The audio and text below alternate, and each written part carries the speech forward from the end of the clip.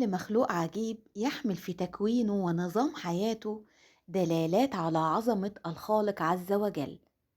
فقد خص الله سبحانه وتعالى النحل بصورة كاملة في القرآن الكريم، وهي سورة النحل، وذكر فيها قدرته المذهلة في إنتاج العسل الذي جعله الله شفاء للناس. يعيش النحل في نظام دقيق ومنظم، حيث لكل نحلة دور محدد، فهناك الملكة التي تضع البيض، والعاملات اللواتي يجمعن الرحيق ويبنين الخلايا، والذكور التي تخصب الملكة. يحول النحل الرحيق إلى عسل بقدرة الله عز وجل، ويحتوي العسل على فوائد غذائية وشفائية عظيمة.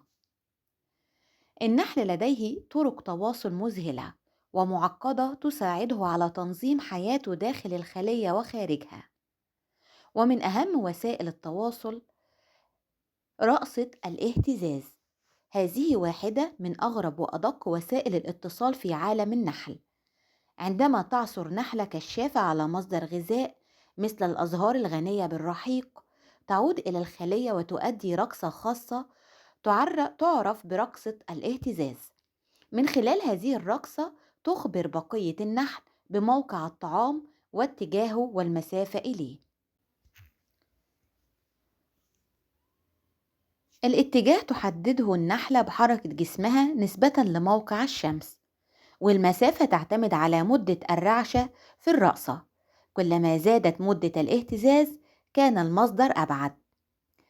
عندما يكون مصدر الغذاء قريبا أقل من 100 متر عن الخلية، تؤدي النحلة رقصة دائرية بدلا من رقصة الاهتزاز، وتعني هذه ببساطة أن الطعام قريب دون تحديد الاتجاه الدقيق. النحل يستخدم الفرمونات أو الروائح الكيميائية لنقل الرسائل بين أفراده، فمثلا فرمون الملكة يساعد في تنظيم سلوك الخلية وإبقائها على نظام دائم.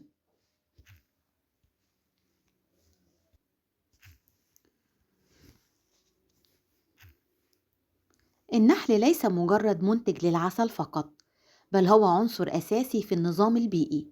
من خلال عملية التلقيح يساعد في نمو الفواكه والخضروات، مما يجعل وجوده ضروريا للأمن الغذائي العالمي.